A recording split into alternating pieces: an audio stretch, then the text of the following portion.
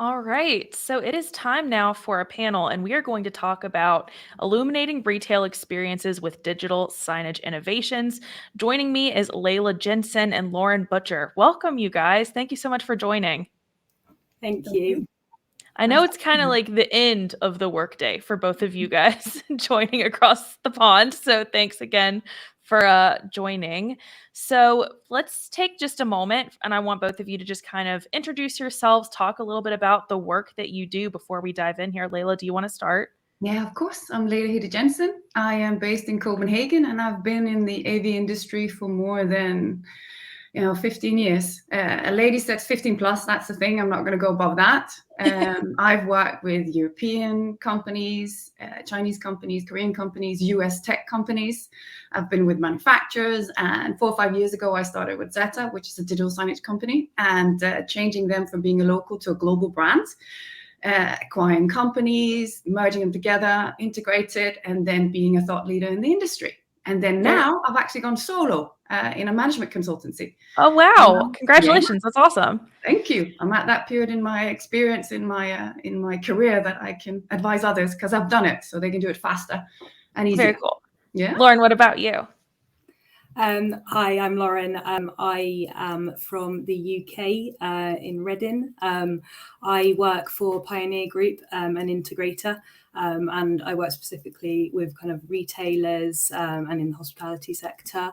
I've worked with Pioneer for about 3 years now, and yeah, been in the industry for about that long too. So not as long as Layla, but yeah, hopefully I can bring some fresh and good, nice ideas to the table today. Very cool. So let's kind of start big picture. I wanted to kind of get both of your opinions on some specific trends that you have noticed or observed in the evolution of digital signage within retail over the past year, couple years. And in your opinion, how do you think these trends have impacted like consumer engagement and purchasing behavior? Layla, do you want to start us off? Yeah, gladly. I think you need to take the whole journey of digital signage and the transition away from digital signage that we're actually trying to make. Because it was from poster to digital content into a digital experience, and now we're moving into engagement. And also the whole experience and the impact of the content that it has for the success. Because when you look at digital signage, you need to ask, what do you want to achieve, or what is the purpose? Not just, we're moving away from the hardware focus. We're going into a solution. What is it that we need to, a problem that you want solved, or is it something you want to achieve? And that is a journey that we've been taking a transition for the last couple of years. And it also, we need to be entertained. We want to be engaged. We don't just want to go in and shop. We have different type of shoppers, but we can go into that later. So the key is also knowing your audience. If you know your audience, you can target the content and you can nudge them, or you can actually manipulate them, sorry for the strong word, into a behavior that you want them to take based on what you want to achieve. And then we're implementing more and more data and analytics to understand it, because the truth is in data. And then you can nudge them into how you want them to behave. And that's just phenomenal. And then we have the whole AI coming up, which is also really exciting. And that's a whole chapter on its own, I think. That's a whole other can of worms. Yeah. Lauren, what about you? What do you think? Yeah, I completely agree. I think we're seeing a lot of consumers want that personalized experience and more interactivity and engagements when they're going into retail environments at the moment. It's changed so much. Like you go out shopping, not really to buy that specific thing anymore. You go out for a nice day out, and you want to have a memorable experience, and digital signage can really help to enhance that consumer experience. Yeah, we want to be entertained. We've transitioned from just observing content to being entertained, because I need to choose to go to the store now. That's where we're at. And that's why the online and the store platform needs to be the same messaging, etc., etc. So yeah, entertain me, please. Yeah. That's what I was talking to Gary about earlier. I was like, there is this whole space where digital signage can really help us get back into the store, because if I can just very easily like order something off Amazon, it'll be here tomorrow. I'm going to just do that. Like if I'm going to go to the store, it needs to provide me something that I cannot get by just going on Amazon. And that's exactly what Lauren said, the individual part of it. We need to get this to speak to me and not to the masses. And when we go through later in the panel, we can explain a little bit about how we can do that for you. Yeah. So do y'all want to talk about some like good examples of successful digital signage implementation in retail that have like really effectively enhanced things like brand identity and influenced customer decision making? And what strategies do you guys recommend to get to these outcomes? I mean, I think in terms of strong digital signage, I was having to think about this, and one that sprang to mind was Gymshark in the UK.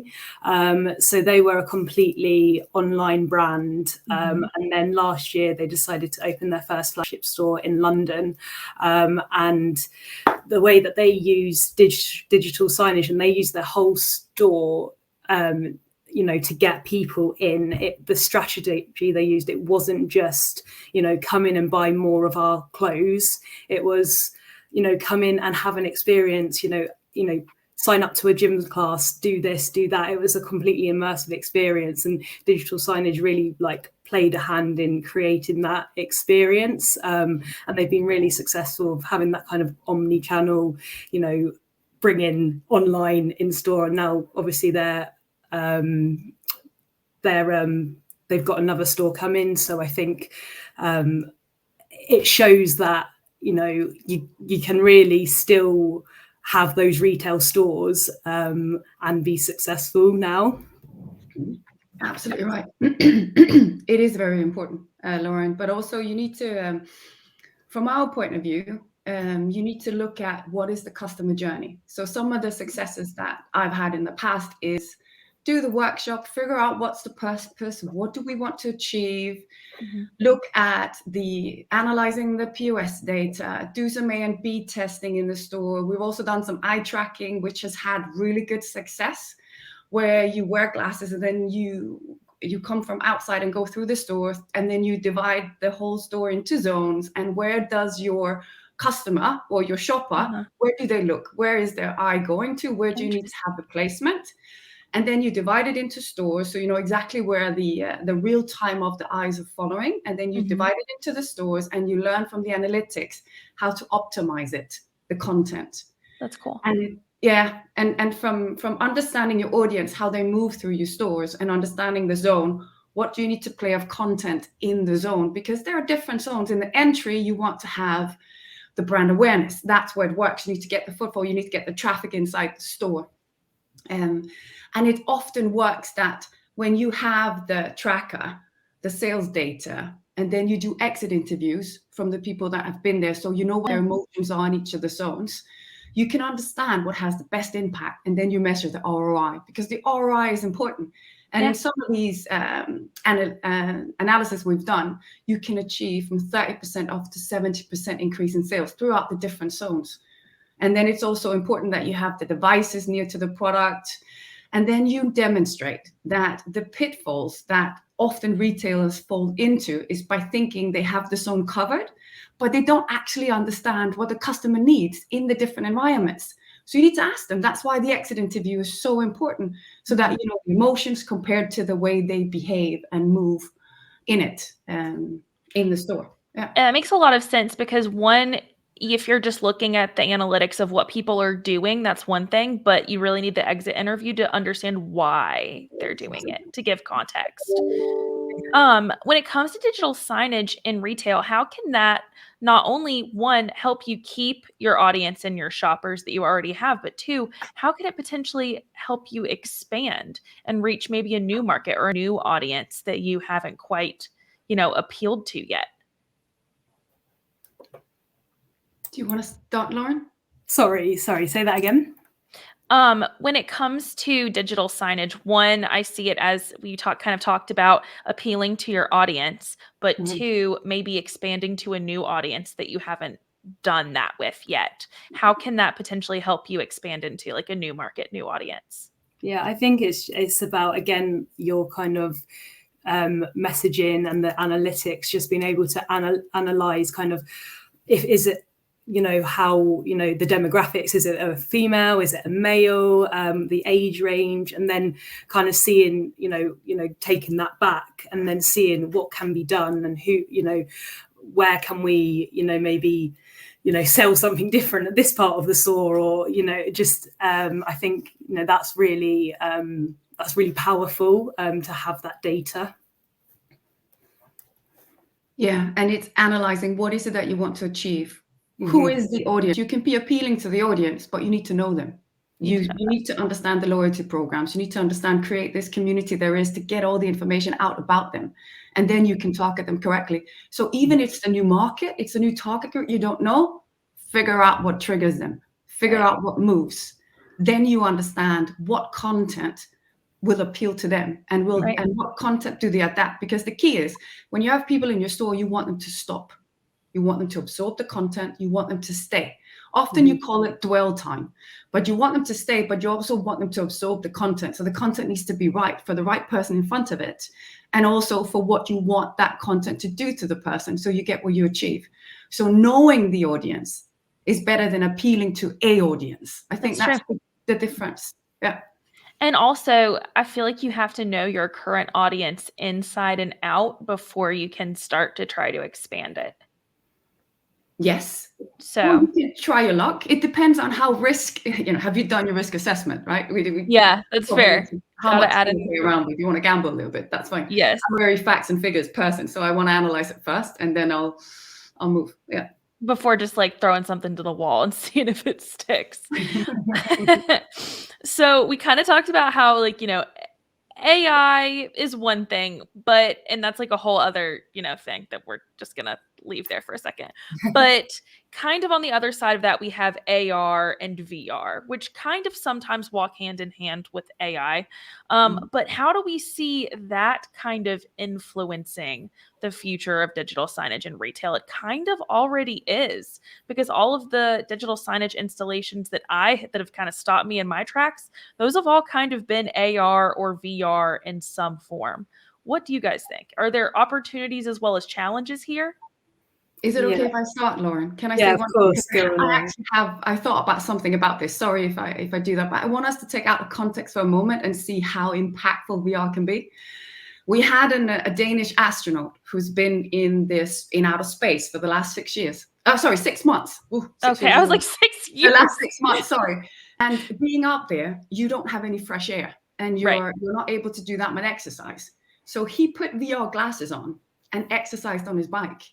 Oh, cool. And he needed to be in this sense and emotion of really biking. Otherwise, it would be out of context. So it can play with VR can play with your senses, your imagination. It's to take you places you physically can't be.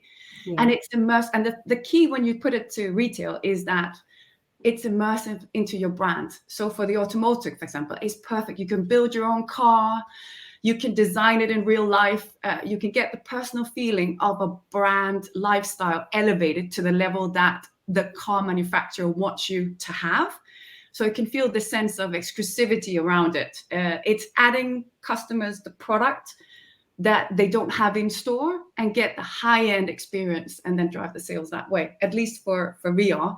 And for AR, it's the new Generation Z. It's exactly like you, Lauren. I want everything on my phone, right? So AR, you can take the product into your house. Does it fit or doesn't fit? I need to know that before I'm going to make my decision. Right. Mm-hmm. So these two correlate separately, but it's also part of the omnichannel for that part. Yeah. Yeah, exactly. And I also think, like, VR, as you said, with the cars, it can fit in anywhere. You've got, obviously, in clothing retailers, being able to, actually visualize what you're wearing, or put an outfit together. The same with, if if you're looking to buy a new sofa, does that fit? You know, we're doing that with our customers at the moment as well. If we're building, you know, a retail environment or a corporate environment, you know, we say, you know, do you want this here? Do you want this TV there? Do you want it bigger? Do you want it smaller? And we can actually use VR to fit it in your room and, you know, actually visualize that. And it's so impactful. It's great. But it also adds the emotions, because I remember when I did the Google Earth, and I used to live in London and I'm back in Copenhagen now. So going into that, looking at my street, looking at where I used to run, look at where I used to be, it just added an emotion that I didn't think I could, because it's so real, isn't it? So you can, and digital signage is also about senses, emotions, connecting with you personally. And those that can really, it can just enhance that in a certain way, right? Yeah. If something can make me feel something, I'll buy anything. Exactly. Like, I will buy anything. If it makes me cry, if it elicits like any emotion, like, great, sign me up. Like, take whatever data you need. I will be first in line. Brilliant. So, data-driven insights, you know, Layla, you were kind of talking about how this is important. These play a crucial role in shaping like personalized customer experiences. But how can retailers leverage these data analytics and audience metrics to optimize their digital signage campaigns and potentially deliver even more targeted messaging to that audience that they now have this great understanding of? Yeah. Shall I go first, Lauren? Yeah, go for it. Yeah. Or Steph, just call us out so we're not Okay. because I feel like I want to be polite. You're actually right. We talked about knowing your audience, the right target, the right content. You also need to understand the different type of shoppers there are. There is a rich, poor shopper, and time poor shopper and a time rich shopper. So someone has a lot of time, someone who doesn't have a lot of time. And the one that has a lot of time wants to come into the store, be engaged, entertained, like we talked about before. And then there's the time that was time rich, and time poor is you don't have a lot of time. That's me. I want to go in, I want to analyze. Someone needs to tell me, this is what you bought last time, you're going to buy this again. And then I'm going to go there, buy, and I'm going to get out. I don't want to spend too much time, I just want to go in. So those two type of shoppers is what we need to look at. And the more they know about me, the better. And that's also where we can take it into the omni-channel approach, where you can link it to my phone, our social media, all the digital channels. That's valuable to understand the interactions that we're making with our touch points, using the interactivity, the lift and learn technology, because when you lift and learn something in a store and you get the information about it, you know, what is this person doing in the store? They're lifting and learning a certain product, so they're interested in that. How do I engage with the products inside the store as well? And then having it automated. How fast can the content be displayed in front of me while I'm at the device? And then creating the stopping effect so that I can absorb the content much better. Those are the data driven, and everything is in the data. Truth, you know, numbers doesn't lie. Behavior doesn't lie. Yeah. Lauren, what do you think? Yeah, I agree. I mean, I think you can also use features like the QR codes now. You're seeing them everywhere, which is great. You can actually have QR codes on your like digital signage, which will take you to a page where, you know, if you don't have that much time, you can put your details in that page, and that will capture those analytics there too. So there's so many different creative ways we can do this now, which will, you know, help to, you know, increase the retailer's knowledge of our consumers, and, you know, get to know the consumer more, and in turn increase sales. Yeah.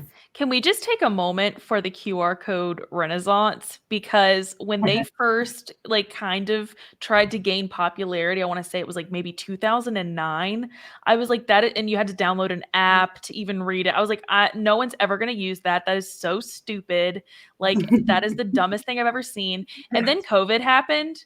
And then, you know, the iPhone and the Android phones did an update so you could just do it directly from your camera.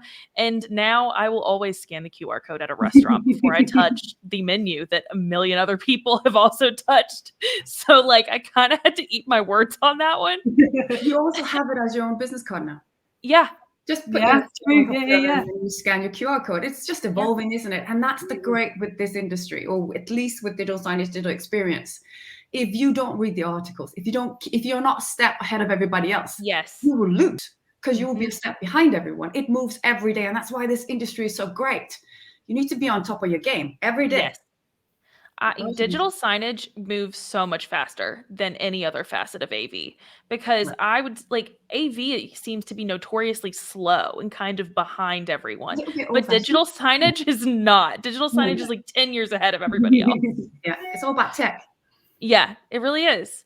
So we kind of talked about this already too, but interactivity is obviously becoming a really big feature on digital signage solutions. So what are some other innovative ways retailers can incorporate interactive elements into their digital signage to create, engaging and really memorable interactions with customers? Because we talked about, when customers have that stop and interact moment, like what are some creative, kind of different, maybe forward thinking ways where we can continue to create those moments? Lauren, do you want to start us off this time? yeah, sure. I mean, there's so much you can do with interactivity now. So, for example, like you can have a smart mirror. So, if you're, in a cosmetics store, for example, you can, you don't really, you always see the lipsticks lined up, but you can never try them on because you're like, well, you don't Yeah, want to do that. a But million other people have done that. I'm not touching that. yeah, no, so you can pick the shade you want and just have that experience there, which is really, I think, a really fun way to do it. Like a few years ago we did one with OPI nails where we were just, you put your hand in and then you can pick your nail color and you can see what nail color it looks like. So yeah, there's some really, really cool things you can do with interactivity now, and again, creates that memorable experience and just enhances kind of brand identity really for people. Yeah, Layla, what do you think? Yeah, I'm the same, but the thing that is moving is that you want online in store. You need to get to the real estate. You need to go into the capital cities. For example, IKEA is brilliant at doing this. They're buying the small square meters in the capital cities, and then they're having their whole portfolio inside by these touch points. So you don't have to, it's a new wave coming up. And it can just expand that you have the online presence inside, and you don't need the big warehouse, you don't need the big stores to have everything on stock, because you can go and have this interactivity. And being the owner of the store, you can use the intuitive touch interface with compelling content. The brands can deliver the immersive experience that you want. It can be interactive, it can be catalogs, virtual try-ons, it can be the guided navigations. It just fosters a deeper engagement and empower the customers to explore the offering in their own pace. They're not rushed through, they can play around, and it makes you stay a little bit longer. So it has a different impact. You can do your brand awareness, you can do your whole store in there, and so forth. Yeah. Yeah. I really liked makeup as a good example of this because there's like kind of this whole area of you don't ever want to like put makeup on yourself in the store, because what if you hate the color and then you have to like go through this whole thing of taking it back off, right? But what if you could walk up to a smart mirror and it could automatically like give you your foundation shade? If it's Mm. like, okay, you have soft colored skin, cool toned, all right, here's 5 shades in the store that are going to work for you. Like I would never shop for foundation anywhere else. Like that'd be amazing. So like things like that where it just would save you time in the end would be And online shopping for makeup is a nightmare. You nightmare. always get the wrong shades. Nightmare. Correct. But we also want you in store. So you Yeah. want to Yes. come in. Yeah. So Yes. That's So, somebody invent it. Um, so we were saying like, online shopping has obviously seen a rise, partially due to COVID, partially due to people already just like shifting that way to want to save time. But we're talking about like digital signage potentially helping to bridge that gap, help bring people in store. How can we how can we do this? How can we drive foot traffic back to brick and mortar stores? How can we enhance the overall shopping journey? I think it goes back to they choose to come into your store. Mm-hmm. So you need to make the store compelling. But did you know that 75% of all customers say they use social media as part of the buying process? 75% has already investigated before they go into the store. Yeah.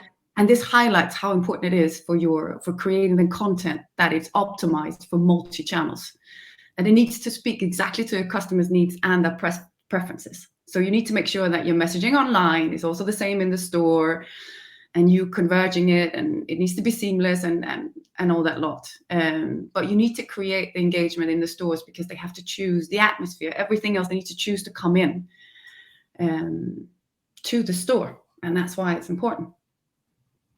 Yeah. Lauren, what do you think? Yeah, definitely. And like, you hear this term like influencer marketing, where, you know, everyone's, you know, buying something because, you know, someone's promoting it on Instagram or whatever. So yeah, you need to have that messaging aligned throughout, you know, socials and in your store.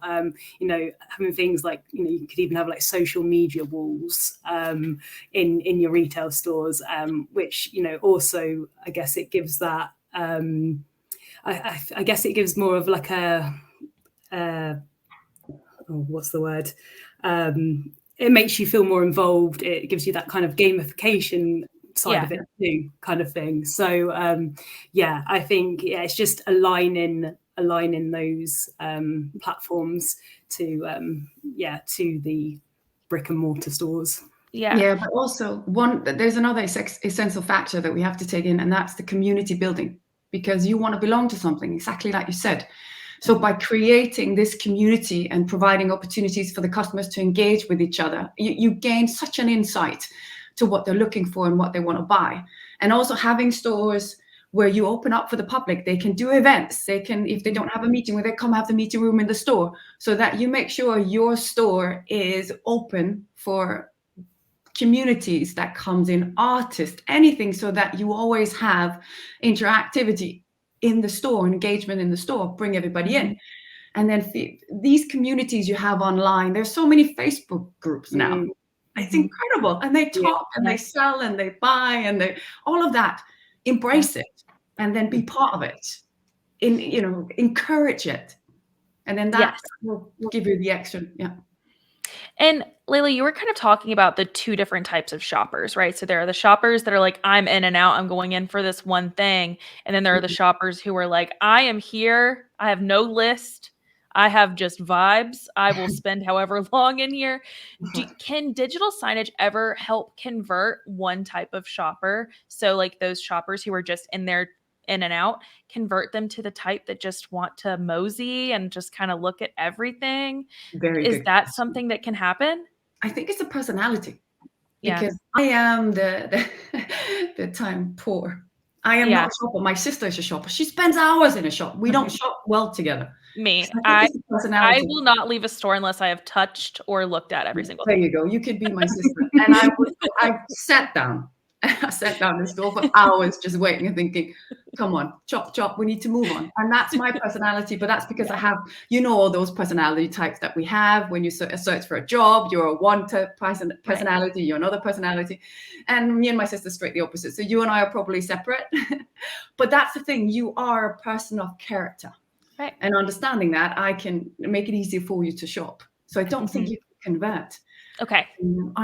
I don't think, because it's your personal character. And when you have a management team, you want to manage certain characters, you manage them due to the type of character, personality they have. And don't ever change anyone. I don't think we like that. If you're in a relationship, you don't want to change your other half, do you? I don't think so. I just want to make sure that I know you and I can approach you in the right way, right? That's fair. Lauren, what do you think? I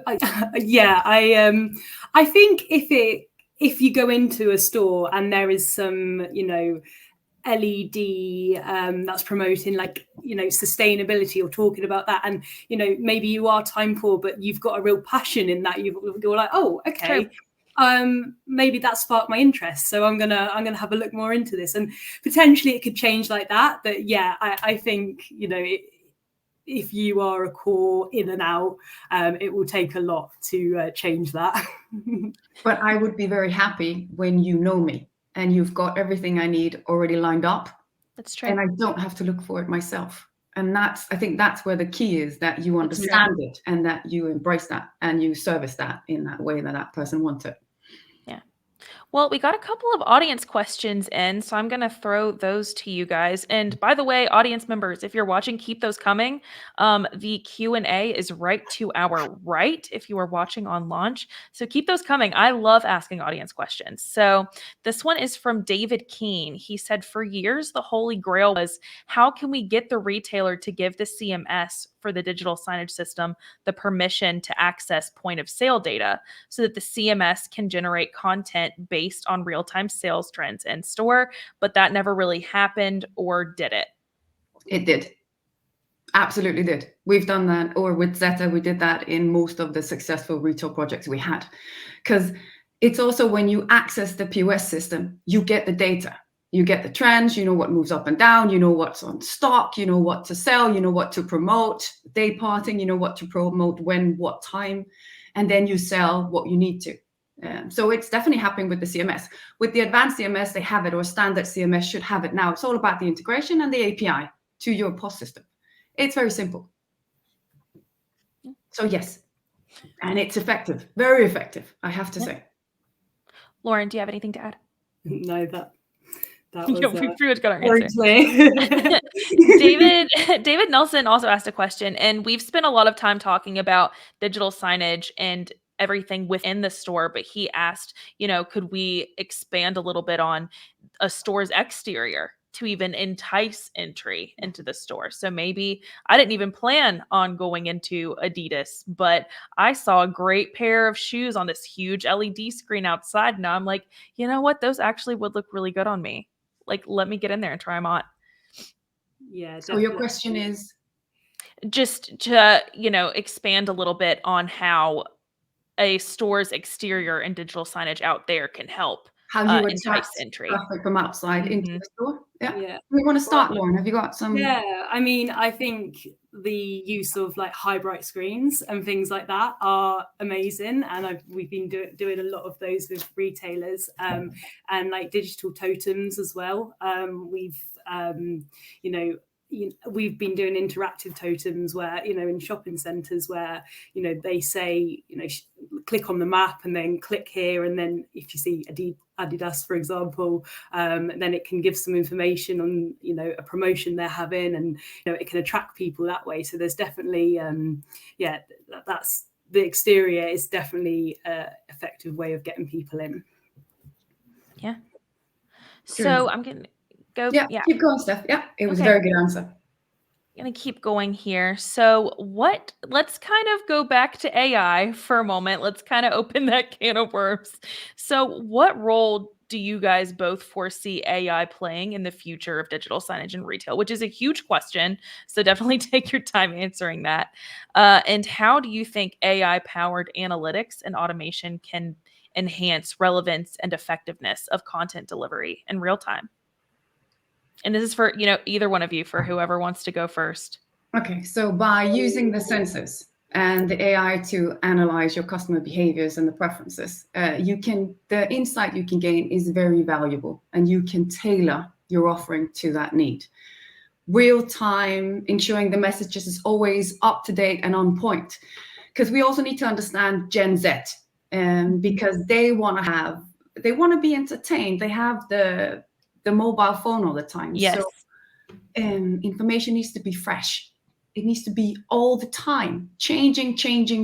So AI can help us with having it up to date all the time and being on point. And it can analyze the data so that we understand what the most content is likely for them, that will appeal to them. And it can help them keep coming back.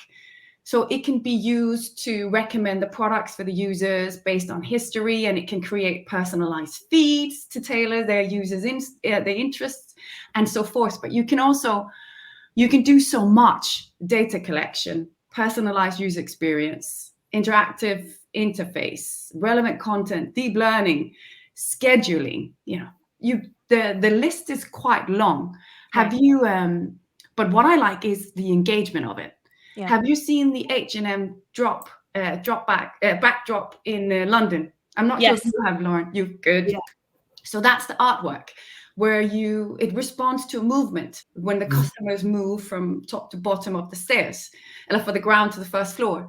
And when they move around, it's real time that it changes. The same with, was that Electrosonic? I think they actually won the Digital Signage Award last year. The Summit won Vanderbilt, where you have your faces in the artwork of the clouds. So when you scan and you walk in, you can see yourself in the artwork. And that's where we can go with AI. But the second thing that I know H&M is doing now is the print on demand. Have you heard that? That's the recent one. Well, it's a generative AI powered custom clothing creation tool.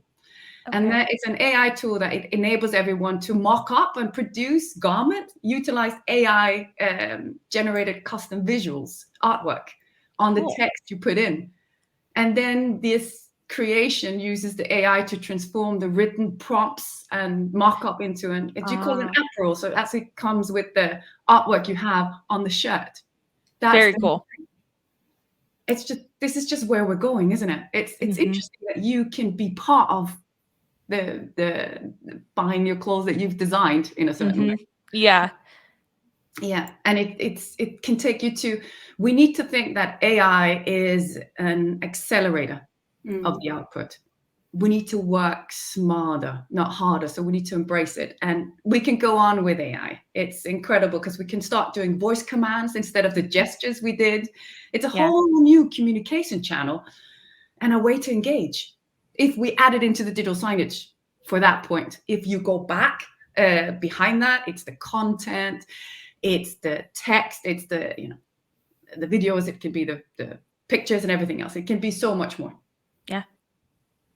Yeah, it can be. I think, we're just scratching the surface with it at the moment, to be honest, which is a really exciting place to be. But, you can do the kind of the fun things like, you coming into a store and then you're talking to a robot, basically. You can do that.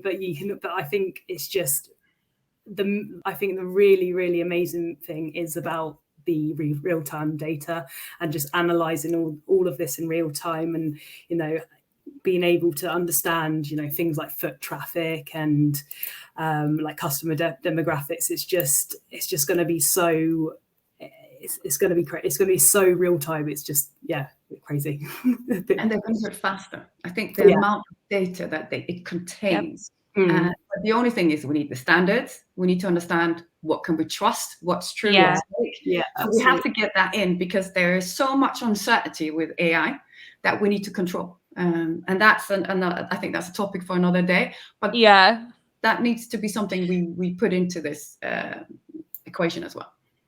Well, yeah. I mean, with any new frontier of technology or really anything, I think before we understand it, we don't know how to regulate it. And I think that is where we are with AI right now. And that's just kind of spanning into anything. But we have another audience question, and this is from Clarence. He asked, how can company branding be utilized in digital signage marketing? So I guess he's asking more than just putting a logo on a static page. What are more creative ways to do this, in either of your opinions? Do you want to start, Lauren, or should I?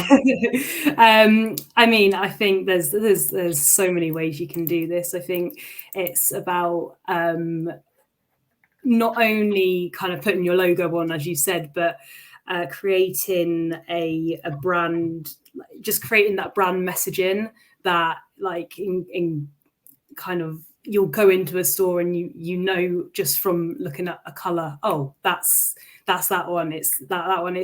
There's a lot of creative ways you can do it, I think. Layla, do you have anything? Yeah, it's a very big question to answer. I would ask 10 questions return. What company are you? What do you want to achieve? Which audience am I hitting? What type of brand do you want to turn into? But it's understanding your target audience for sure, and then be bold. I think that biggest advice I can give is be bold and push the boundaries a little bit of what you normally would do in your comfort zone, and then go bigger. Not money wise or anything else, but go bigger on the creativity, on the brand awareness. because brand equity is everything. But you can do it from online. What is it that you want to do? Is it trying to get them before they come into the store? TikTok, Instagram, is it before you want to hit them? Is it further down the street to get them in, or is it to get them inside your store? Where exactly do we want to take them from? And then there are different approaches to do that. But there's many, and be bold on which whenever you choose. But ask the question to someone where you can answer all the questions in return, because you need to do the marketing right. Don't spend too much money on where you try and hit everyone.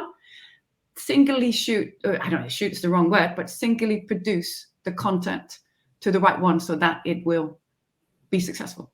Makes sense. So to Clarence, I'm going to advise for him to connect with both of you on LinkedIn. And if you scroll down on the page where you see either of their headshots, if you click on them, it takes you to their LinkedIn pages so you can connect with them. And, if you need some more advice, either Layla or Lauren, I'm sure they will be happy to answer your questions. So yeah, I've got a couple more questions here. I know we're kind of getting low on time, but I'm going to extend this for another 5 minutes here. So let's talk about security just briefly, because, this is a whole other thing. We could spend a whole hour on security. But this is a pretty critical consideration when it comes to deploying a digital signage solution of any type, especially in retail environments where customer data that's going to be involved. What measures do you think retailers should take to safeguard against potential cybersecurity threats and protect that consumer privacy? And this is for either of you to jump in first. It's very simple. Yeah. Do you want to start, Lauren? Yeah, well, I can start. I mean, I think the first thing, you've always got your best practices for kind of educating your staff on kind of cybersecurity, threats, phishing, and all that kind of stuff. But in terms of digital signage specifically, when you are looking at the software that you're using, just make sure you're using a credible digital signage CMS platform. Make sure you're asking the right questions to your integrator or the manufacturer. Do they have the relevant certifications, multi-factor authentication, all that kind of stuff? Just make sure you're asking those questions at the start, because any CMS platform, any reputable CMS platform is thinking the same thing. You need to be secure, and they will make sure that these kind of vulnerabilities are all they've got the certifications and they are safe within their platform. Let me take it a bit further. Have an enclosed ecosystem. Like the banks. The banks has these closed ecosystems. They have the type of security measures that you need to implement. So an experienced digital signage integrator, they know how to create this for you. You need to make sure that they're SOC 2 or SOC 2 certified. 100%. That just has to be in, because that protects you. At least they have taken all the measurements internally with a policy and certified and checked by an audit to make sure that's safe. In Europe, you can do ISO 27001. I think that's the IT part of it. Maybe if you want more, it's the 32. But have you heard about the Corporate Sustainable Reporting Directive, CSRD, that's coming? Has already come in January. It's modernizing and strengthening the rules concerning the social and environment information that companies have to report in Europe. So Europe are putting standards in now for this. And it's good. Every software company, but every company with respect for itself needs to be able to do these reports successfully and audited. So that's for sure. Lauren's absolutely correct. But look for the right integrators or installers that has the certifications. Yeah. Those are really good points. So one of my last questions here, what emerging technologies or trends that we, haven't really touched on yet, do you think will have the most significant impact on the future of digital signage in the retail industry? And how do you think retailers should prepare to adapt and accept these kind of changes that are coming? Layla, do you want to start us off this time? Yes. And I start by embracing our Generation Z. Because because Lauren, you're with us. I'm so happy that you're in here, honestly. The digital native group has grown up being surrounded by content. Their workflow is driven by the content creation tools they know from social media. So bringing this into your content management is a must to influence the group that is in your workforce.